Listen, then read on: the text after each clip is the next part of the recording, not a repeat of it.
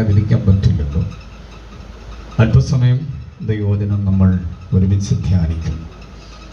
ആത്മീയ ശുശ്രൂഷയിൽ ഇരുത്തം വന്നിട്ടുള്ള പക്വതയും പാകതയുമുള്ള തിരുവചനം അനായാസം കൈകാര്യം ചെയ്യാൻ കരുത്തുള്ള അപ്പോസ്തലിക ദൈവസഭയുടെ ഔദ്യോഗിക സ്ഥാനികളാണ് ഇതുവരെ നമ്മോട് ദൈവവചനം ശുശ്രൂഷിച്ചു കൊണ്ടിരുന്നത്. വളരെ അനുഗ്രഹമായിരുന്നു. ചെല്ലുന്നിടത്തൊക്കെ പ്രസംഗിക്കേണ്ടി വരുന്നു എന്നുള്ളത് കൊണ്ട് പ്രസംഗം കേൾക്കാൻ അധികം അവസരം കിട്ടാറില്ല. എന്നാൽ ഇന്ന് പകലിൽ ധാരാളം സന്ദേശങ്ങൾ വ്യത്യസ്തമായ രീതികളിലും ആവിഷ്കാര ഭംഗിയിലും അനുഭവിക്കാൻ കഴിഞ്ഞു എന്നുള്ളത് വളരെ സന്തോഷം. അഭിഷിക്തരായ കർത്തദാസന്മാരോട് എല്ലാവരോടും ഞാൻ നന്ദിയുള്ളവനാണ്. വിശേഷ വിധിയായ എല്ലാവർക്കും ഞാൻ എൻ്റെ ആദരവ് അറിയിക്കുകയാണ്. ഈ മഹായോഗത്തിൻ്റെ പ്രഭാഷകനാകാൻ നാളുകൾക്ക് മുൻപ് എന്നെ ക്ഷണിച്ച് കർത്താവിൻ്റെ വലിയൊരു ദാസൻ, എൻ്റെ ആത്മസ്നേഹിതൻ ഡെന്നി അവരുകളോടുള്ള പ്രത്യേക വന്ദനവും സ്നേഹവും ഞാൻ അറിയിക്കുന്നു. വന്നു ചേർന്നിട്ടുള്ള എല്ലാ പിതാക്കന്മാർ, മാതാക്കൾ, സഹോദരി സഹോദരങ്ങൾ, വാത്സല്യ കുഞ്ഞുമക്കൾ എല്ലാവരെയും ഓർത്ത് കർത്താവിനെ സ്തോത്രം ചെയ്യും. ഈ ശബ്ദപരിധിക്കുള്ളിൽ നിരവധി ആളുകൾ വീടുകളിലും വീഥികളിലും ഉണ്ടാകാം. നിങ്ങളെയും ഞാൻ ഈ സംയുക്ത സഭായോഗത്തിൻ്റെ വചന പ്രഘോഷകൻ എന്ന നിലയിൽ ആദരവ്, സ്നേഹം, വന്ദനങ്ങൾ അറിയിക്കുന്നു. നല്ല പാട്ടുകൾ കൊണ്ട് നമ്മളെ ആരാധനയിലേക്ക് നയിക്കുന്ന വർഷിപ്പ് ടീം അംഗങ്ങളെ ഓർത്ത് കർത്താവിനെ സ്തോത്രം ചെയ്യും. ഇതിൻ്റെ ശബ്ദ സംവിധാനത്തിൻ്റെ മികവ് കൈകാര്യം ചെയ്യുന്നത് എൻ്റെ സഹോദരനാണ് ഫെമി. അദ്ദേഹവുമായിട്ട് ഒരുമിച്ച് അദ്ദേഹം ഒരു പാസ്റ്ററാണ്, നല്ലൊരു ആത്മീയ കലാകാരനാണ്. സൗണ്ട് സിസ്റ്റവുമായിട്ടൊക്കെ നിൽക്കുന്ന ആദ്യമായിട്ടാണ് ഞാൻ കാണുക. അദ്ദേഹത്തെ ഓർത്ത് ദൈവത്തിന് സ്തോത്രം ചെയ്യും. എല്ലാം കൊണ്ടും വളരെ അനുഗ്രഹിക്കപ്പെട്ട ഒരു മീറ്റിങ്ങിലായിരിക്കുന്നതിന് സന്തോഷം. ലൈവിൽ ഞങ്ങളെ ശ്രദ്ധിക്കുന്ന പ്രിയപ്പെട്ടവർക്ക് വന്ദനം അറിയിക്കുന്നു. ആത്മിക പൈതൃകം ഒത്തിരി അവകാശപ്പെടാവുന്ന ഒരു പെന്തക്കോസ്ത സംഘടനയാണ് അപ്പോസ്തലിക ദൈവസഭ.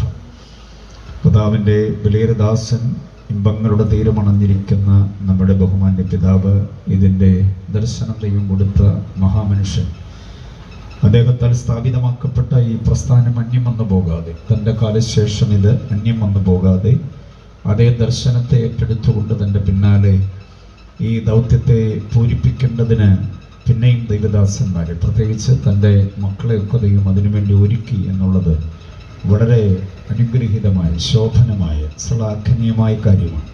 അതോർത്ത് കർത്താവിനെ സ്തോത്രം ചെയ്യും. ഞാനൊരു വാക്യം പറയുന്നു, റെഫറൻസ് നിങ്ങൾ എടുക്കണം.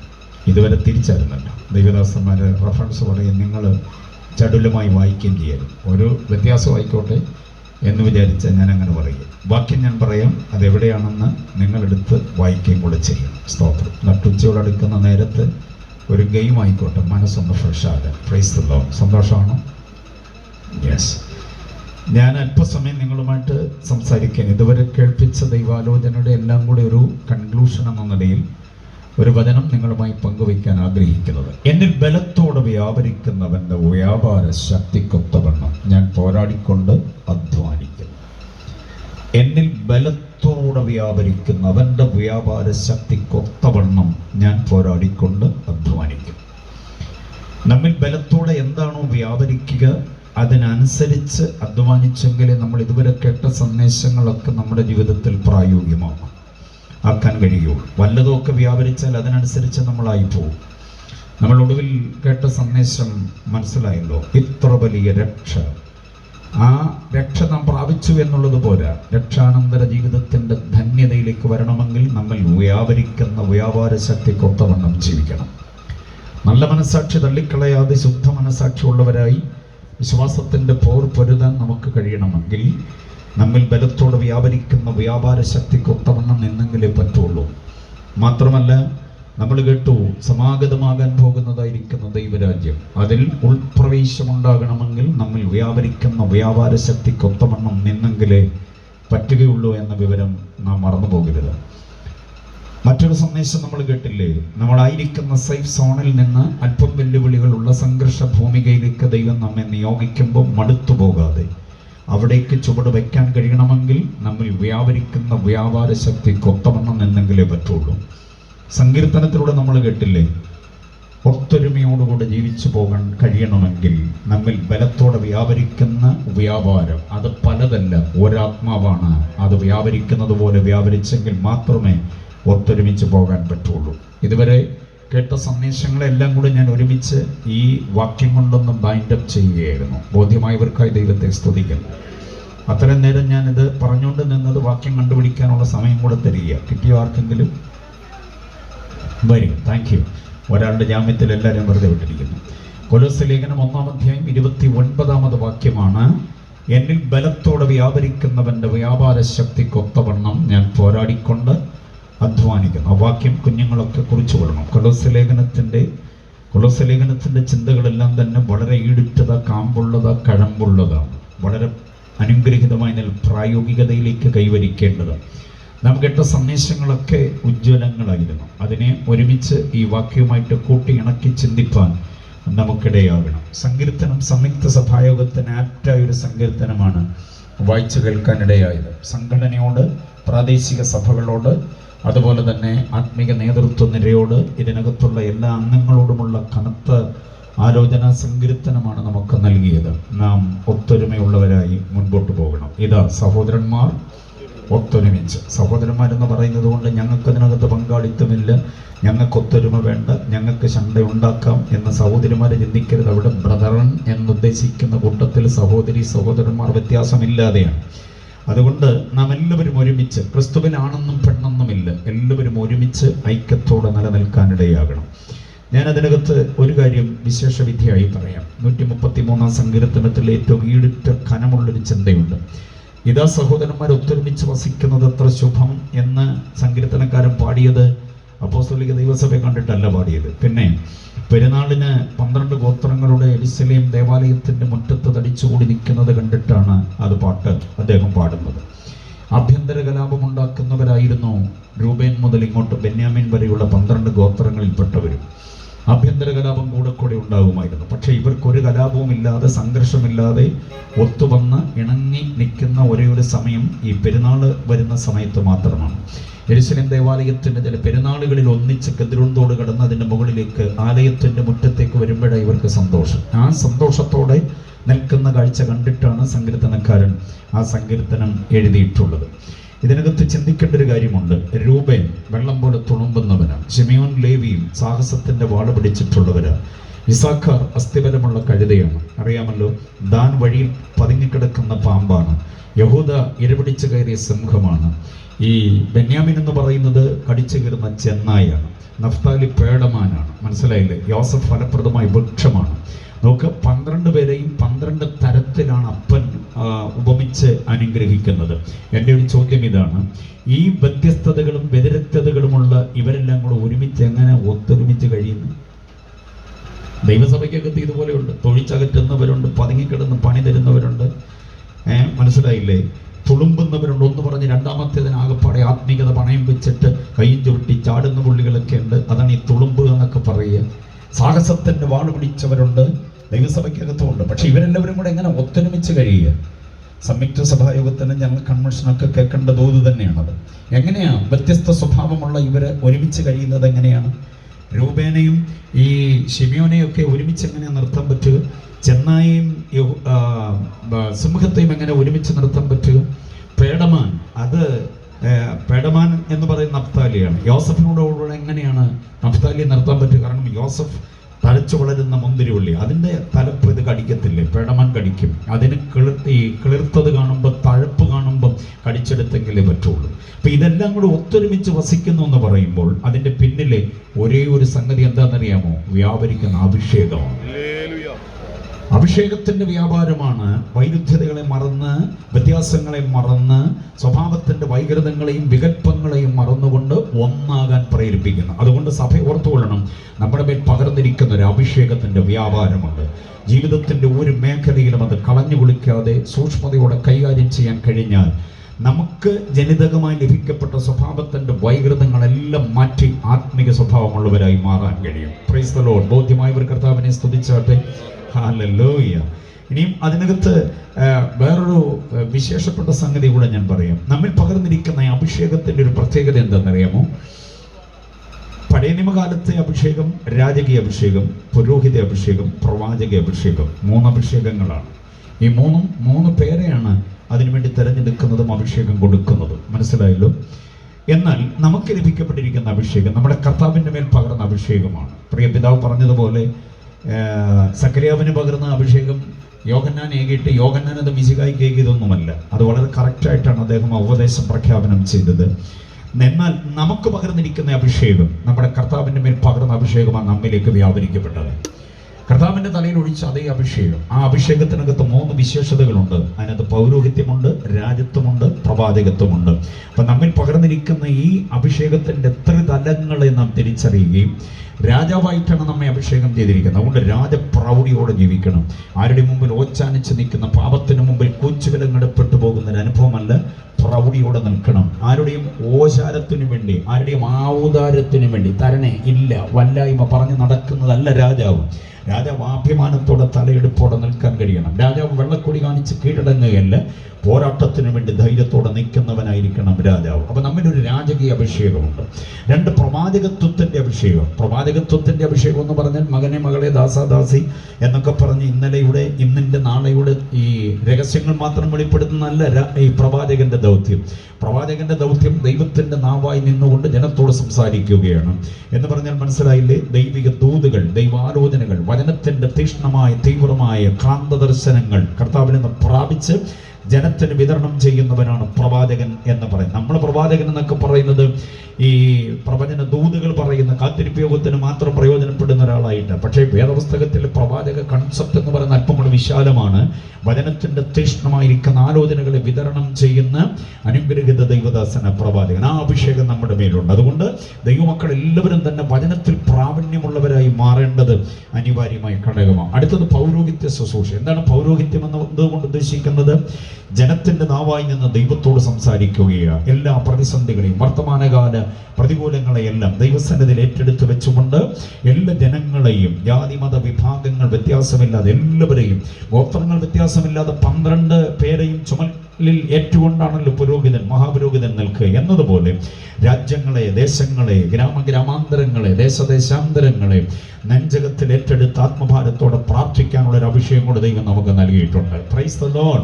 അപ്പോൾ ഈ 3 അഭിഷേക ശുശ്രൂഷകളും ദൈവം നമുക്ക് നൽകിയിട്ടുണ്ട്. രാജത്വം, പൗരോഹിത്യം, പ്രവാചകത്വം. ഇത് 3 കൂടെയാണ് അപ്പോസ്തോലിക ദൈവസഭയ്ക്ക് ദൈവം തന്നിട്ടുള്ളത്. ഈ സംയുക്ത ആരാധനയിൽ ആ ചിന്ത ഏറ്റെടുക്കുമ്പോൾ 133 സങ്കീർത്തനം അനുഗ്രഹിതമാകുന്നു. ഒറ്റ കാര്യം കൂടെ ഞാൻ പറഞ്ഞ ഭാഗം അവസാനിപ്പിക്കാം. ഈ 3 അഭിഷേകത്തിന് പിന്തുടർച്ചയുണ്ട്. ഒരാളുടെ മേൽ പകർന്നിട്ട് അദ്ദേഹം അന്യം വരുന്നതോടുകൂടെ, അദ്ദേഹം മരണപ്പെടുന്നതുപോലെ, അദ്ദേഹം ഇമ്പങ്ങളുടെ തീരമണയുന്നതോടുകൂടെ അഭിഷേകം തീരുന്നില്ല. അതിന് പിന്തുടർച്ച ഉണ്ടാകണം. സ്തോത്രം. അതിൻ്റെ വാക്യങ്ങൾ ഞാൻ പറയട്ടെ. പ്രവാചകനെ അഭിഷേകം ചെയ്ത ഏലിയാവിനോട് ദൈവാത്മാവ് പറയുന്നുണ്ട്, നിനക്ക് പകരം. ആ വാക്യത്തിലെ പകരം എന്ന പ്രയോഗം വളരെ ശ്രദ്ധേയമാണ്. നിനക്ക് പകരം ഏലിശായി അഭിഷേകം ചെയ്യണം. അപ്പോൾ ഒരു പ്രവാചക അഭിഷേകം പ്രാപിച്ച ഒരു വ്യക്തി തീരുന്നതോടുകൂടി അഭിഷേക ശുശ്രൂഷ തീരുന്നില്ല. അവൻ തനിക്ക് പകരം ഒരുവനെ കണ്ടെത്തിയിട്ട് വേണം പോകാൻ. പലർക്കും അത് കഴിയുന്നില്ല എന്നുള്ളത് കൊണ്ട് പലർക്കും ഇത് പങ്കിടുവാൻ താല്പര്യം പോലുമില്ല. ശുശ്രൂഷ മറ്റൊരാളിനെ ഏൽപ്പിക്കാനോ വേറൊരാളിനെ വളർത്തിക്കൊണ്ടുവരാനോ താല്പര്യമില്ലാത്തവരെ നിരവധി ആളുകളെ നമുക്ക് ആത്മീക മണ്ഡലത്തിൽ കാണാൻ കഴിയുന്നത്. ഒറ്റ കസേര ഉണ്ടാകാവും, അതിൽ ഞാനേ ഇരിക്കാവൂ, എൻ്റെ കാലശേഷം എൻ്റെ കാലൊടിയണം എന്ന താല്പര്യത്തോടെ മുമ്പോട്ട് പോകുന്ന നിരവധി ആളുകളുണ്ട്. അതിൽ നിന്ന് വ്യത്യസ്തമായിരുന്നു പൗലോസിന്റെ എഴുത്തുപുറയിൽ തനിക്ക് പകരം എഴുതാൻ കുറെ പേരുണ്ടാകണം. താൻ പോയ പ്രേക്ഷിത പ്രയാണ വീതിയിൽ തൻ്റെ കാൽ ഓടിയതിന് പകരം വേറെ ചില കാലുകൾ ഉണ്ടാകണം. തൻ്റെ പ്രസംഗ വേദികളിൽ തന്നെക്കാൾ അധികം ശക്തമായി പ്രഘോഷിക്കാൻ ചിലരുണ്ടാകണം. അങ്ങനെയല്ലേ തിമോത്തിയോസ്, തീത്തോസ്, തിഖിക്കോസ്,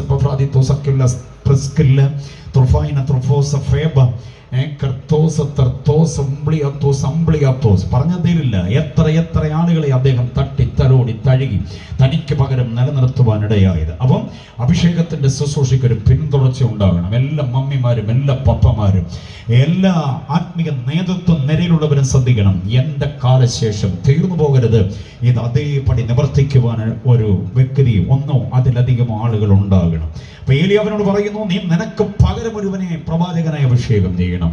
ലേവ്യ പുസ്തകം 6-ാം അധ്യായം നിങ്ങൾ വായിച്ചു നോക്കണം. ലേവ്യ 6-ന്റെ 20, 21, 22 വാക്യങ്ങൾ താഴേക്ക് വായിക്കുമ്പോൾ അഹരോന്റെ അഭിഷേകം കഴിയുന്ന നാളിൽ അവന്റെ മകനായ എലയാസറിനെ അഭിഷേകം ചെയ്യണം. അപ്പൊ പൗരോഹിത്യ ശുശ്രൂഷയ്ക്ക് എന്തുകൊണ്ട് പിന്തുടർച്ചയുണ്ടെന്ന് പഠിക്കണം. ഓക്കെ, 1 രാജാക്കന്മാരുടെ പുസ്തകം 5-ാം അധ്യായം 1-ാമത് വാക്യം വായിക്കുമ്പോൾ അവിടെ നമുക്ക് കാണാൻ കഴിയുന്നുണ്ട്, ദാവീദിന് പകരം ശലോമോനെ അഭിഷേകം ചെയ്തു. അപ്പൊ രാജകീയ ശുശ്രൂഷയ്ക്ക് എന്തുകൊണ്ട്?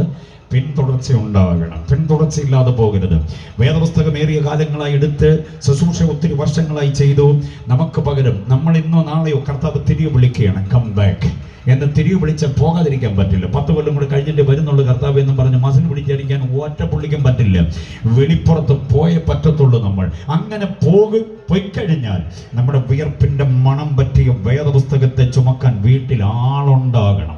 എത്ര പേർക്ക് അതിന് സ്തോത്രം പറയാൻ പറ്റും? ഹല്ലേലൂയ.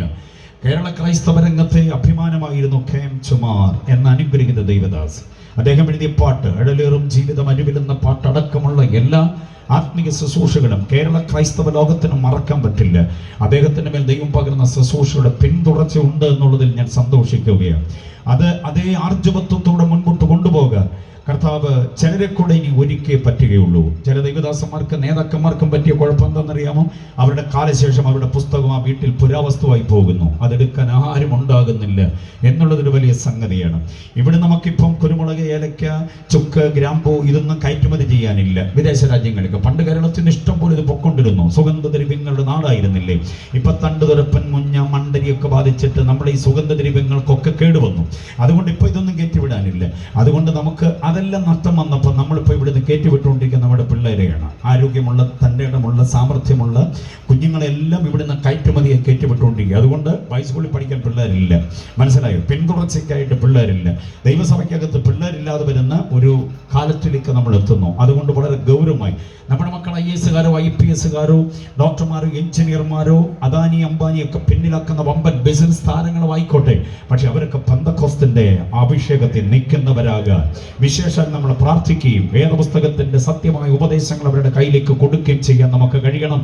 അഭിഷേകത്തിന് പിന്തുടർച്ചയുണ്ട്. ബോധ്യമായവർ കർത്താവിനെ സ്തുതിച്ചാട്ടെ.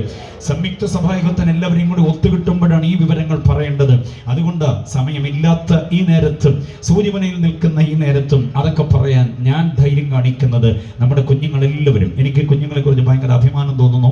9 മണിക്ക് അവരിവിടെ വന്നിരുന്നത്. ഇതുവരെ ആരും എഴുന്നേറ്റ് പോകാതെ ആ കസേര തന്നെ അങ്ങനെ അമർന്ന് കണ്ടിട്ടില്ല വേറെ എങ്ങും. ഞാൻ ഇങ്ങനെ കുഞ്ഞുങ്ങളുടെ ഈ അച്ചടക്കം, അവരെ പരിചരിച്ചു കൊണ്ടുവരുന്ന ആ രീതിശാസ്ത്രം ഓർത്ത് ഞാൻ ദൈവത്തിന് സ്തോത്രം ചെയ്യുകയാണ്. അവരുടെ വാക്യങ്ങളൊക്കെ കേൾക്കണമായിരുന്നു. സമയമില്ലാത്തത് കൊണ്ടല്ലേ 3 ഹല്ലേലൂയ മാത്രം കേട്ട് തൃപ്തിപ്പെടേണ്ടി വന്നു. നമ്മുടെ കുഞ്ഞുങ്ങളെല്ലാവരും രാജ്യാന്തര തലങ്ങളിൽ ആത്മീയ ശുശ്രൂഷ തട്ടകങ്ങളിൽ കരുത്തോടെ നിൽക്കുന്നവരായി മാറാൻ അവരെ ദൈവകരങ്ങളിൽ വഹിച്ചുകൊണ്ട് നമുക്ക് പ്രാർത്ഥിക്കാൻ കഴിയണം. കേൾക്കണം ഒരു വിവരം കൂടെ. 90ഓളം വർഷങ്ങൾ പ്രവാചകനും പുരോഹിതനും ന്യായാധിപനുമായിരുന്നൊരു മനുഷ്യൻ ഇസ്രായേലിൽ, അങ്ങനെ ഒറ്റയാളേ ഉള്ളൂ ഇസ്രായേലിന്റെ ചരിത്രത്തിൽ, അത് ശമൂവേലാണ്.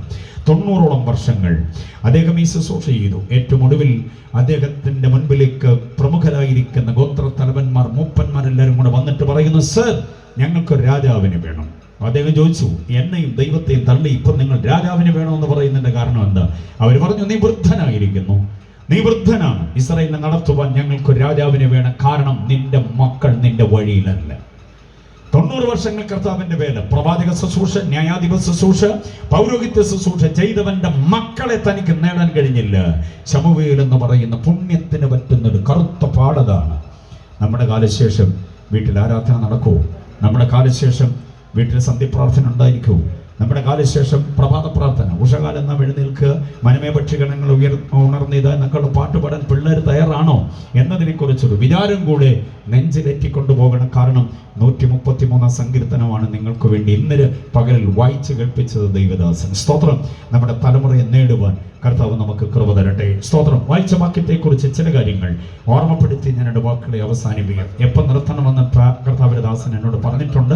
ആ സമയത്ത് ഞാൻ നിർത്തും. അത് ഞങ്ങൾ തമ്മിൽ സ്വകാര്യമായി ചെവിയിൽ പറഞ്ഞ കാര്യമാണ്, മൈക്കിനത്തോടെ പറയാൻ പറ്റില്ല. അപ്പം ഞാൻ നിർത്തുമ്പോൾ ഓർത്തോണം ഈ സമയമാണ് പറഞ്ഞിരുന്നെന്നുള്ള കാര്യം. അവിവേകമായി ഞാനൊന്നും ചെയ്യത്തില്ല. ഓക്കെ, രാത്രിയും കൂടെ നിങ്ങൾ എന്നെ സഹിക്കണമല്ലോ. അതുകൊണ്ട് ഇന്ന് പകല് ഒത്തിരി നേരം നിങ്ങളെ ഇരുത്തി മുഷിപ്പിക്കാതെ ചില കാര്യങ്ങൾ വേഗേന പറഞ്ഞ് ഞാൻ പടി ഇറങ്ങിക്കൊള്ളാം. ലേഖനങ്ങൾ ആകെ 21 നമുക്കുള്ളത്. 21 ലേഖനങ്ങൾ. ദൈവസഭയോട് ഞാൻ പറയാം, ബാക്ക് ടു എപ്പിസ്റ്റൽസ്. ലേഖനങ്ങളിലേക്ക് ഒരു മടക്കയാത്ര നമുക്ക് അനിവാര്യമാണ്. ലേഖനങ്ങളിലാണ് അപ്പോസ്തലിക ഉപദേശങ്ങൾ. അത് അപ്പോസ്തലിക ദൈവസഭയിലെ അപ്പോസ്തലിക ഉപദേശങ്ങളുടെ വിശകലനങ്ങൾ ലേഖനങ്ങളിലാണ്. എന്ത് തള്ളണം, എന്ത് കൊള്ളണം, എന്ത് വേണ്ട, എന്ത് വേണം, എന്താകണം, എന്താകരുത്, ആരോടുകൂടെ ആകാം, ആരോടുകൂടെ ആകരുത് എന്നിത്യാദി വകഭേദങ്ങൾ, വീണ്ടും വിചാരങ്ങൾ വളരെ വ്യക്തമായി നമുക്ക് നൽകി തരുന്നത് ലേഖനങ്ങളാണ്. അതുകൊണ്ട് ലേഖനങ്ങളാകണം നമ്മുടെ ധ്യാനവും പഠനവും പ്രഭാഷണവും എല്ലാം തന്നെ ലേഖനങ്ങളിലേക്ക് വന്നേ പറ്റുകയുള്ളൂ. ഉജ്ജ്വലങ്ങളാണ്, ഉദാത്തങ്ങളാണ്, ഉത്തമമാണ്, ഉത്കൃഷ്ടങ്ങളാണ് അതിനകത്തെ ആത്മീക ചിന്തകളെല്ലാം. ആകെയുള്ള 21 ലേഖനങ്ങൾ the king of the epistle എന്നറിയപ്പെടുന്നതിൽ കൊലോസ്യ ലേഖനമാണ്. കൊലോസ്യ ലേഖനമാണ് ലേഖനങ്ങളുടെ രാജാവ് എന്ന് വിളിപ്പേരുള്ള ലേഖനം. പുനരുദ്ധാനം ചെയ്ത ക്രിസ്തു, ഉദ്ധിതനായി ക്രിസ്തുവിന്റെ മഹത്വപൂർണമായ ഔന്നത്യം, ഉത്തുംഗ പ്രതാപം വെളിപ്പെടുത്തുന്ന ലേഖനമാണ് കൊലോസ്യ ലേഖനം. പാസ്റ്റർ ഡേനിയനോട് പറഞ്ഞിരുന്നു, ഇന്നലെയും ഇന്നും എന്നേക്കും അനന്യനായി ക്രിസ്തുവാണ് നമ്മുടെ പ്രധാന തീം എന്ന് പറഞ്ഞിരുന്നു. അപ്പോൾ തന്നെ എൻ്റെ മനസ്സിലേക്ക് ചേക്കേറിയ ലേഖനമാണ് കൊലോസ്യ ലേഖനം എന്ന് പറയുന്നത്. ക്രിസ്തുവിന്റെ ഔന്നത്യം ഇത്ര ഭംഗിയായി അവതരിപ്പിക്കുന്ന ഒരു ലേഖനം. ഹൈ ക്രിസ്റ്റോളജി, വൈദ്യ ഞാൻ അതിനെക്കുറിച്ച് വിശദീകരിക്കാം. ഹൈ ക്രിസ്റ്റോളജി എന്ന് പറഞ്ഞാൽ ഉന്നത ക്രിസ്തു വിജ്ഞാനിയും. അത് കൊലോസ്യ ലേഖനത്തിന്റെ അനുഗ്രഹീതമായ സംഭാവനയാണ് എന്ന് നമ്മൾ അറിയണം. Price the Lord. ഈ കൊലോസ്യ ലേഖനം എഫെസ്യ ലേഖനത്തോട്, ഫിലിപ്പിയ ലേഖനത്തോട്, ഫിലേമോന്റെ ലേഖനത്തോട് കൂട്ടിച്ചേർത്ത് പഠിക്കേണ്ടത് സമയമില്ലാത്തത് കൊണ്ട് ഞാൻ അതിന്റെ വിവരണങ്ങളിലേക്ക് പോകുന്നില്ല.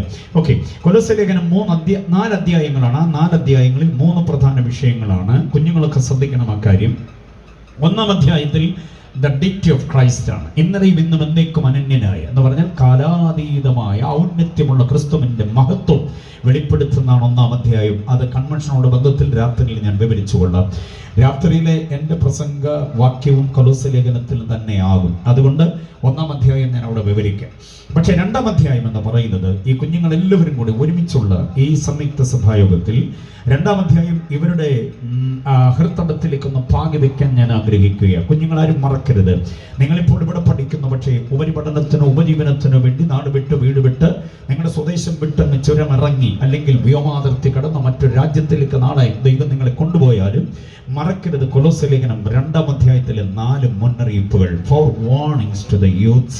നമ്മുടെ ചേർച്ചിലുള്ള കുഞ്ഞുങ്ങൾക്ക്, യുവതയ്ക്ക് ദൈവത്തിന്റെ പരിശുദ്ധാത്മാവ് കൊടുക്കുന്ന 4 മുന്നറിയിപ്പുകളാണ് കൊലോസ്യ ലേഖനം 2-ാം അധ്യായത്തിൽ നമുക്ക് കാണാൻ കഴിയുക. ആ 4 മുന്നറിയിപ്പുകൾ അധിഷ്ഠിതമായി ഇവരുടെ ക്രിസ്ത്യ ജീവിതം ഉറപ്പിക്കപ്പെടുവാൻ, ധന്യമാക്കപ്പെടുവാൻ ഇടയാകണം. 4 മുന്നറിയിപ്പുകൾ ഏതാണ്? വിശേഷിച്ച് പാസ്റ്റേഴ്സ്, വേദവിദ്യാർത്ഥികൾ ഒക്കെ തന്നെ ആ 4 മുന്നറിയിപ്പുകളെ ശ്രദ്ധിക്കുകയും ഈ അവധിക്കാലത്ത് നിങ്ങളുടെ കുഞ്ഞുങ്ങളെ വിളിച്ചെടുത്തൊരു സെമിനാറോ ക്യാമ്പോ ഒക്കെ നടത്തണം കൊലോസ്യ ലേഖനം 2-ാം അധ്യായവുമായിട്ട്. അതിന് പറ്റുന്നില്ലെങ്കിൽ മമ്മിമാരും പപ്പമാരും സന്ധ്യപ്രാർത്ഥനയുടെ നേരത്തെങ്കിലും നിങ്ങളുടെ കുഞ്ഞുങ്ങളെ അത് അവബോധമുള്ളവരാക്കി മാറ്റണമെന്ന് ഞാൻ ഓർമ്മപ്പെടുത്തുന്നു. മക്കളുമാര് ആ വാക്യങ്ങളെ ഒന്ന് കരുതിക്കൊള്ളണം. വേദപുസ്തകത്തിൽ അടയാളപ്പെടുത്തുക, കയ്യിലെടുത്തുകൊണ്ട് പേപ്പറുണ്ടെങ്കിൽ അതിൽ രേഖപ്പെടുത്തുകയും ചെയ്യണം. കൊലോസ്യ ലേഖനം 2-ാം അധ്യായം എന്ന് പറയുന്നത് 4 warnings ആണ്. അതിന്റെ 2-ാം അധ്യായം 4-ാം വാക്യം നോക്കൂ. വശീകരണ വാക്കുകൊണ്ട് ആരും നിങ്ങളെ ചതിക്കരുത്. കണ്ടോ, ചതിക്കപ്പെട്ടു പോകാതിരിക്കാൻ കനത്ത മുന്നറിയിപ്പാണ്. ആരും നിങ്ങളെ ചതിക്കരുത്. ആണ് പെണ്ണിനെയും പെണ്ണാണിനെയും ചതിക്കരുത്. കണ്ടോ, ഭാര്യ ഭർത്താവിനെയും ഭർത്താവ് ഭാര്യയും ചതിക്കാൻ പാടില്ല. മക്കൾ മാതാപിതാക്കളെയും മാതാപിതാക്കൾ മക്കളെയും ചതിക്കാൻ പാടില്ല. കൂട്ടുവിശ്വാസികൾ പരസ്പരം ചതിക്കാൻ പാടില്ല. വിശ്വാസി അവിശ്വാസി ചതിക്കാൻ പാടില്ല. കണ്ടില്ലേ, ആത്മിക പൈതൃകമുള്ളവർ അല്ലാത്തവരെ ചതിക്കാൻ പാടില്ല. നമ്മൾ ചതിവിന്റെ ആളുകളല്ല, പകരം സുതാര്യതയുടെ, സുദൃഢതയുടെ, സുശക്തമായിരിക്കുന്ന ജീവിതത്തിന്റെ നേർക്കാഴ്ചകളായി നമുക്ക് മാറാൻ കഴിയണം. നമ്മുടെ റോൾ മോഡൽ ക്രൈസ്റ്റ് ജീസസ് ആണ്. കർത്താവിന് ചതിവില്ലായിരുന്നു, സുതാര്യമായിരുന്നു ക്രിസ്തുവിന്റെ ജീവിതം. അതുകൊണ്ട് നാം ചതിക്കരുത് എന്ന് മാത്രമല്ല, നാം ആരാലും ചതിക്കപ്പെടാതിരിക്കണം. ചതിക്കപ്പെടാതിരിക്കണമെങ്കിൽ നമ്മൾ വ്യാപരിക്കുന്ന വ്യാപാര ശക്തിയെ നാം തിരിച്ചറിഞ്ഞേ പറ്റുകയുള്ളൂ. ബോധ്യമായവർ കർത്താവിനെ സ്തുതിച്ചാട്ടെ. എന്തെങ്കിലുമൊക്കെ ആശയങ്ങളുടെ മുൻപാകെ, ഔദാര്യദാനങ്ങളുടെ മുൻപാകെ, മോഹ വാഗ്ദാനങ്ങളുടെ മുൻപാകെ പെണ്ണുമാണും പരസ്പരം ചതിക്കപ്പെട്ടു പോകാനിടയാകും.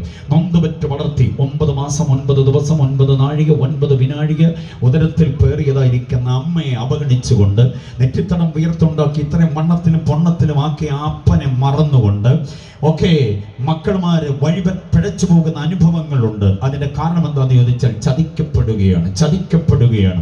നിർണായകമായ ജീവിതത്തിന്റെ തീരുമാനങ്ങൾ മാതാപിതാക്കളോട് കൂടെ എടുക്കാതെ, ദൈവഹിത പ്രകാരം എടുക്കാതെ, സ്വന്തം WhatsApp, YouTube, Facebook, Twitter, Instagram അടക്കമുള്ള സോഷ്യൽ മീഡിയയായി ചവിട്ടിയാൽ തെന്നി വീഴുന്ന പായലുള്ള അതിനകത്ത് നിന്നുകൊണ്ട് ആകപ്പാടെ ജീവിതം ദുരന്തത്തിലേക്ക് നയിക്കുന്ന നിരവധി പേരുണ്ട്. കുഞ്ഞുങ്ങളെല്ലാവരും നെഞ്ചകത്തിനകത്ത് കരുതിക്കൊള്ളണം ഈ വാക്യം 2:4. ആരും നിങ്ങളെ ചതിക്കരുത്. വിവരിപ്പാൻ നേരമില്ല. 2:8 വാക്യം അടുത്തത്. തത്വജ്ഞാനം വെറും വഞ്ചനയും കൊണ്ട് ആരും നിങ്ങളെ കവർന്നു കളയരുത്. ആരും നിങ്ങളെ കവർന്നു കളയരുത്. രണ്ടാമത്തെ മുന്നറിയിപ്പ് അതാണ്. ആത്മീയ ഉപദേശത്തിൽ നിന്ന് ആരും നിങ്ങളെ ദുരുപദേശത്തിലേക്ക് കൊണ്ടുപോകരുത്. അപ്പോസ്തലിക ഉപദേശത്തിൽ നിന്ന് അതൊക്കെ പഴഞ്ചൻ ഏർപ്പാട്, അപ്പച്ചൻ തിയോളജിയാ, വിട്ടുപോരെ, ഞങ്ങളുടെ കൂടെ പോരെ എന്നൊക്കെ പറഞ്ഞ് സഭയിൽ നിന്ന് നിങ്ങളെ ആരും കവർന്നു കളയാൻ ഇടയാകരുത്. പപ്പയുടെയും മമ്മിയുടെയും ഉത്തരവാദിത്വമുള്ള കൈകളിൽ നിങ്ങളെ ആരും കവർന്നു കൊണ്ടുപോകാൻ ഇടയാകരുത്. വേറൊരു സംഘടനയിലേക്ക് നിങ്ങളെ കൊണ്ടുപോകരുത്. അവിശ്വാസത്തിലേക്ക്, അധൈര്യത്തിലേക്ക് നിങ്ങളെ ആരും കവർന്നു കളയരുത്. തീവ്രവാദം, ഭീകരവാദം, മതമൗലികവാദം ആദിയായ സകല സംഗതികളുമുണ്ട്. മനസ്സിലായോ? അതിലേക്കൊന്നും ആരും നിങ്ങളെ കവർന്നു കളയാതിരിക്കേണ്ടതിന് വ്യാപരിക്കുന്ന വ്യാപാര ശക്തിയെ കുറിച്ച് ബോധ്യമുണ്ടാകണം. വിശ്വസിക്കുന്നവർക്ക് വേണ്ടി വ്യാപരിക്കുന്ന വ്യാപാര ശക്തി എന്താണ് എന്ന് തിരിച്ചറിഞ്ഞ് താളമുള്ള പാട്ട് പാടുമ്പോൾ അന്യഭാഷ പറയാൻ വേണ്ടി മാത്രമല്ല ദൈവശക്തി, വിവേകത്തിന്റെ വിവേചനത്തിന്റെ ശക്തിയും കൂടിയാണ്. ഇത് എത്ര പേര് തിരിച്ചറിയുന്നുണ്ട്? എനിക്കെന്താ വേണ്ടത്, എന്താ വേണ്ടാത്തത്, എന്നെ ചിരിച്ചു കാണിക്കുന്ന ആ ചിരിയുടെ പിന്നിൽ ഒരു രഹസ്യമായ ഹിഡൻ അജണ്ടയുണ്ടോ? എനിക്ക് വന്ന ഗുഡ് മോർണിംഗ്, ഗുഡ് നൈറ്റ്, കഴിച്ചോ കുടിച്ചോ എന്നുള്ള കുഞ്ഞു കുഞ്ഞു വാക്യങ്ങളുടെ വാചകങ്ങളുടെ പിന്നിൽ എന്നെ മലക്കം മറിക്കുവാനുള്ള ചില തന്ത്രങ്ങളില്ലേ, കുതന്ത്രങ്ങളില്ലേ എന്ന തിരിച്ചറിവ്, അത് ഈ വ്യാപരിക്കുന്ന വ്യാപാര ശക്തി കൊണ്ടേ പറ്റുകയുള്ളൂ. അതുകൊണ്ട് വിശുദ്ധ ജീവിതം നയിച്ച് ഈ വ്യാപരിക്കുന്ന വ്യാപാര ശക്തിയെ അകതാരിൽ ഏറ്റെടുത്തുകൊണ്ട് മുന്നേറാൻ നമുക്ക് കഴിയണം. രണ്ടാമത്തെ മുന്നറിയിപ്പ് അതാണ്. കണ്ടില്ലേ 8ാമത് വാക്യം. ഇനി 16ാം വാക്യം നോക്കിക്കേ. വാവ്, ശബത്ത്, തിരുനാള്, ഭക്ഷണ പാനീയങ്ങൾ സംബന്ധിച്ച് ആരും നിങ്ങളെ എന്ത് ചെയ്യരുതെന്ന് വിധിക്കാൻ പാടില്ല. അപ്പൊ പദങ്ങൾ മാത്രം ഓർത്തിരുന്നാലും മതി. ചതിക്കപ്പെടരുത്, പിന്നെ കവർന്നു കളയപ്പെടരുത്, പിന്നെ വിധിക്കപ്പെടരുത്. നീ എന്തോന്ന് ബന്ധക്കോസ്ത, നീ എന്താ ഇങ്ങനെ, നീ അവിടെ കണ്ടായിരുന്നല്ലോ, നിന്നെ ഞാൻ അവിടെ കണ്ടല്ലോ, നിന്നെ ആ കടയുടെ വാതിൽക്ക് കണ്ടല്ലോ, നിന്നെ ആ വീട്ടിൽ ഞാൻ കണ്ടല്ലോ, നിന്നെ ഇന്നാരുടെ കൂടെ പോകുന്ന ഞാൻ കണ്ടല്ലോ, നിനക്കെന്താ അവിടെ സ്ഥാനം? ഞാൻ അങ്ങോട്ട് പോകുമ്പോൾ നീ ആ വീട്ടിലുണ്ടായിരുന്നു, തിരിച്ച് ഏറെ വൈകി വന്നിട്ടും നീ അവിടെ ഉണ്ടായിരുന്നല്ലോ, നീ എന്താ ഇപ്പൊ അങ്ങോട്ട് താമസം മാറ്റിയോ, നീ എന്താ ബൈക്കിന്റെ പുറകിൽ എന്നൊക്കെ ചോദിക്കുന്നതാണ് വിധിക്കപ്പെടുക എന്ന് പറയുന്നത്. യോ, നിന്റെ മമ്മി ഒരു പ്രാർത്ഥനക്കാരിയല്ലേ, നിന്റെ അപ്പനോട് പ്രാർത്ഥനക്കാരനല്ലേ, നീ പാസ്റ്ററുടെ മോനല്ലേ, മോളല്ലേ, നിനക്ക് പിന്നെ ഇങ്ങനെയൊക്കെ ആകാമോ എന്നൊക്കെ ചോദിക്കുന്ന ചോദ്യങ്ങളുടെ മുമ്പിൽ ചളുങ്ങി നിൽക്കരുത്. ആഭിമാനത്തോടെ നെഞ്ചു വിരിച്ച് നിൽക്കാൻ കഴിയണം. എല്ലാവരും പരിധി തെരഞ്ഞ് അന്വേഷിച്ചാലും ഞാനൊരു കുറ്റവും കാണുന്നില്ല എന്ന് ഒടുവിൽ പറയാൻ കഴിയുന്ന ഒരു ആത്മീയതയ്ക്ക് ഉടമയാകണം എന്നാഗ്രഹിക്കുന്നവരെ കരമുയർത്തി കർത്താവിനെ സ്തുതിച്ചാട്ടെ. ഹല്ലേലൂയ. അതാണ് അതിന്റെ വസ്തുത. ദാമ്പത്യത്തെ ആരും വിധിക്കരുത്, സാമ്പത്തികത്തെ ആരും വിധിക്കരുത്. മനസ്സിലായില്ലേ? സാമ്പത്തികത്തെ വിധിക്കരുതെന്നൊക്കെ പറഞ്ഞ എന്താ അർത്ഥം? ക്രമം കെട്ട രീതിയിൽ സാമ്പത്തികം ഉപയോഗിച്ച് ആർഭാടോ ആഡംബരം കാണിക്കരുത്. അപ്പോസ്തലിക ദൈവസഭയിലുള്ളവരാരും സാമ്പത്തികത്തിന്റെ ഓരോ നയ പൈസയും കർത്താവിന്റെ ദാനമായി നൽകിയതാണ്. സ്തോത്രം. ഒരു തോർത്ത് വാങ്ങിക്കാൻ ജൗളിക്കട കയറിയത്, ഒരു തോർത്ത് അത്യാവശ്യം ഉണ്ടായിരുന്ന ഒരെണ്ണം പിഞ്ചി തുടങ്ങി, എന്നാൽ പിന്നെ ഒരെണ്ണം പുതിയത് വാങ്ങിച്ചേക്കാന്ന് പറഞ്ഞ് കയറിയതാ. അവസാനം ഒരു കാഞ്ചീപുരം പട്ടുസാരി വാങ്ങിച്ചുകൊണ്ട് ഇറങ്ങി വന്ന് ആർഭാടത്തിന്റെ ജീവിതമാണ്. ആ മാസത്തെ സാമ്പത്തികം മുഴുവനും ക്രമം തെറ്റുകയാണ്. മനസ്സിലായി?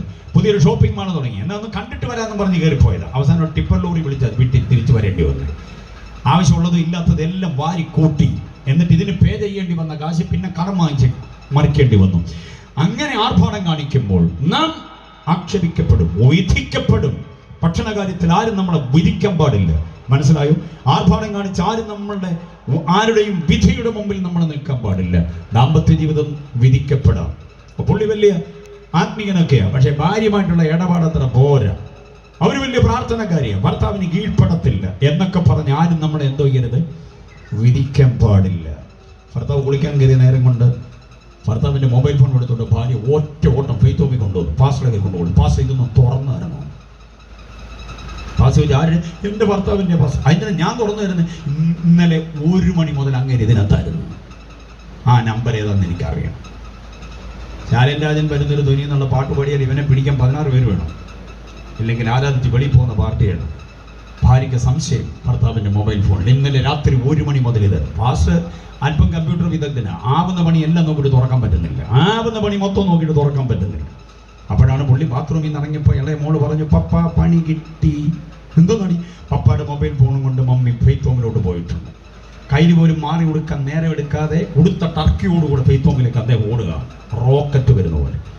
വന്നപ്പോൾ പാസ്റ്ററും പാസ്റ്ററുടെ ഭാര്യയും പിന്നെ ഇദ്ദേഹത്തിൻ്റെ ഭാര്യയും 3 പേരും കൂടെ അങ്ങനെ നിൽക്കുകയാണ്. ഇദ്ദേഹത്തെ കണ്ടപ്പോഴും വെട്ടി വിളിച്ച് ഭാര്യ ഒരു കരച്ചിൽ, ഒരു നിലവിളി, ബഹളം. എൻ്റെ പാസ്റ്ററെ ഒരു പക്ഷേ ഇങ്ങിട്ടിരിക്കുന്ന ലോക്ക്, കഴിഞ്ഞ ആഴ്ച വരെ ഇതിൻ്റെ ലോക്ക് നമ്പർ എനിക്കറിയായിരുന്നു, കഴിഞ്ഞ ദിവസമായി ഇത് മാറ്റിയത്. എന്തോ ചെയ്തിട്ടും തുറക്കുന്നില്ല. എൻ്റെ പേരായിരിക്കും പാസ്റ്ററെ ലോക്ക്. ഒന്ന് അടിച്ചു നോക്ക്. പേരടിച്ച് നോക്കിയപ്പോൾ മൊബൈൽ മിണ്ടുന്ന പോലും ഇല്ല. വിവാഹം കഴിഞ്ഞ് 8 വർഷം കഴിഞ്ഞ പാസ്റ്ററെ ഞങ്ങൾക്കൊരു മോളെ ദൈവം തന്നെ, മോടെ പേരായിരിക്കും പാസ്റ്ററെ, അടിച്ചു നോക്ക്. മോടെ പേരടിച്ചിട്ടും മിണ്ടുന്നില്ല. പാസ്റ്റർക്ക് ദേഷ്യം വന്നു. പാസ്റ്റർ പറഞ്ഞ ആട്ടി ഞാൻ തരും. സൺഡേ സ്കൂൾ മുതൽ നിന്നെ ഞാൻ പഠിപ്പിച്ചു കൊണ്ടുവരിക. എത്ര വർഷമായി ഞാൻ ഇവിടുത്തെ ശുശ്രൂഷയാണെന്നറിയാം. എൻ്റെ അടുത്ത് വേല കാണിക്കുന്ന ആട്ടിക്ക് ഞാൻ പറ, എന്തുവാ ഇതെൻ്റെ മൊബൈലിൻ്റെ ലോക്ക് എന്തുവാണ്? എല്ലാവരും ഇങ്ങനെ കേൾക്കാൻ വേണ്ടി താല്പര്യത്തോടെ നിൽക്കുമ്പം ഈ മഹാഭാവി പറഞ്ഞ ലോക്ക് എന്തുവെന്നറിയാമോ? പക്ഷേ അതൊരു വോയിസ് ലോക്കാണ്. എഴുതിയാലൊന്നും പറ്റത്തില്ല, വോയിസ് ലോക്കാണ്. എന്തോ വോയിസ് പറ. അവൻ്റെ ചുണ്ടോട് മൊബൈൽ ഇങ്ങനെ അടുപ്പിച്ച് വെച്ചപ്പോൾ ഇവൻ പറഞ്ഞ ലോക്ക് കേൾക്കണോ? സ്തോത്രം. അവൻ്റെ ഫോൺ തുറക്കണമെങ്കിൽ അവൻ സ്തോത്രം പറഞ്ഞെങ്കിലേ പറ്റുള്ളൂ. ആരെങ്കിലും സ്വോത്രം പറഞ്ഞാൽ പോലെ അവൻ സ്വോത്രം പറയണം. കർത്തൃമേശ നടത്തിയാൽ ഏറ്റവും വലിയ പീസ് തിന്നുന്ന പാർട്ടിയാണ്. ഒരു തുള്ളി കുടിക്കാൻ വേണ്ടി വീഞ്ഞങ്ങോട്ട് കൊടുത്താൽ 1/2 ഗ്ലാസും കൂടി ഇവൻ കഴിക്കും. ആത്മീയതയുടെ കാപട്യമായി നടക്കുന്ന ഒട്ടനവധി ആളുകൾ വിധിക്കപ്പെടരുത് ഒരിക്കലും. ആരുടെയും മുമ്പിൽ ചളുങ്ങി നിൽക്കാതെ ആഭിമാനത്തോടെ നെഞ്ചു വിരിച്ച് തലയെടുപ്പോടെ നിൽക്കാൻ പറ്റണം. അതാണ് വിധിക്കപ്പെടരുതെന്നുള്ള 16ാമത് വാക്യം. 18ാം വാക്യം കണ്ടോ? കുഞ്ഞുങ്ങൾ തിരിച്ചറിയണം. 18ാം വാക്യം കുഞ്ഞുങ്ങൾ മാത്രമല്ല, യൂത്തിന് വേണ്ടി യൂത്ത് ക്യാമ്പ് നടത്തുകയല്ലോ, യൂത്തിന് വേണ്ടി മാത്രം പറയല്ല, മൂത്തതും കൂടെ കേട്ടോണം. യൂത്തും മൂത്തതും എല്ലാം കൂടെ കേട്ടോണം. 18ാമത് വാക്യം പറയുന്നത് കേട്ടോ, തലയെ മുറുകെ പിടിക്കാതിരിക്കുന്നവരാരും നിങ്ങളുടെ വിരുദ തെറ്റിക്കരുത്. അപ്പം അതിൻ്റെ 4 പദങ്ങൾ മാത്രം ഒന്ന് ശ്രദ്ധിച്ച്. ചതിക്കപ്പെടരുത്, പിന്നെന്താ പറഞ്ഞേ? കവർന്നു കളയപ്പെടരുത്, പിന്നെന്താ പറഞ്ഞേ? വിധിക്കപ്പെടരുത്, പിന്നെന്താ പറഞ്ഞേ? വിരുദ് തെറ്റിക്കരുത്. ആരാരും വിരുദ് തെറ്റിക്കാൻ പാടില്ല. ആത്മീയ ജീവിതത്തിനോട് തെറ്റുണ്ട്, എത്തണം നമ്മളവിടെ. പൗലോസ് പറയുന്നു, ദേമാസ് എന്നെ വിട്ടുപോയി. യേശുവിന്റെ കൂടെ മുട്ടിത്തട്ടി ഒരുമി ഉറഞ്ഞു നടന്നിരുന്ന യൂദ 30 വെള്ളിക്കാശിന്റെ തിളക്കം കൊണ്ട് ഗുരുവിനെയും കൂടെ പണയപ്പെടുത്തി വഴിമാറിപ്പോയി. അനനിയാസ്, സഫീറി, പത്രോസ്, യോഹന്നാൻ, യാക്കോബ്, ഈ 3 അപ്പോസ്തലന്മാർ സിറ്റി ചേർച്ചിന്റെ പാസ്റ്റേഴ്സാണ്. അവരുടെ വിശ്വാസികളാണ്. പക്ഷേ പൂർത്തീകരണം വരുത്താതെ അവർ പോയില്ലേ? ടാർഗറ്റ് ഫിനിഷ് ചെയ്യാതെ പോയില്ലേ? ഹുമനയോസും ഫിലേത്തോസും പോയില്ലേ? കർത്താവിന്റെ ദാസൻ വായിച്ചു കേൾപ്പിച്ച വാക്യത്തിന്റെ തൊട്ട് താഴെയുണ്ട്, ഹുമനയോസും ഫിലേത്തോസുകളുടെ വിശ്വാസ കപ്പൽ തകർന്നുപോയി. അങ്ങനെ തകർന്നുപോയി ഒത്തിരി പേരുടെ ഇടയിൽ നിന്നുകൊണ്ട് അഭിമാനത്തോടെ പൗലോസ് പറയുന്നു, ഞാൻ എൻ്റെ വിശ്വാസം കാത്തു. പിന്തിരിപ്പിക്കാൻ നോക്കിയ ഒറ്റ ശക്തികളുടെ മുമ്പിൽ ഞാൻ വീണുപോകാതെ കരുത്തോടെ നിന്നതല്ല, കർത്താവിനെ നിർത്തിയതാണ്. അതുകൊണ്ട് ഞാൻ പറഞ്ഞ് അവസാനിപ്പിക്കട്ടെ. നമ്മൾ ചിന്തിക്കണം ഒരു കാര്യം എന്താണെന്നറിയാമോ? നമ്മിൽ ബലത്തോടെ വ്യാപരിക്കുന്ന വ്യാപാര ശക്തിക്ക് ഒത്തവണ്ണം പാപമാണ് വ്യാപരിക്കുന്നെങ്കിൽ പാപികളായി നാം പോകും. വെറുപ്പും വിദ്വേഷവും വിമർശനവും വിരോധവും ധാർഷ്ട്യവും ധിക്കാരവും താൻപോരിമയും അഹന്തയും അഹങ്കാരവുമാണ് നമ്മിൽ വ്യാപരിക്കുന്നതെങ്കിൽ അനാത്മികരായി നമ്മൾ മാറ്റപ്പെട്ടു പോകും. നമ്മിൽ വ്യാപരിക്കുന്നത് എന്താണോ അതിനനുസരിച്ച് മാത്രമേ നമ്മുടെ ആത്മീയത നിലനിൽക്കുകയുള്ളൂ. കണ്ണുകൾ ദൈവസന്നിധിയിൽ അടച്ച് എല്ലാ കണ്ണുകളും അടയിട്ട് ഹൃദയം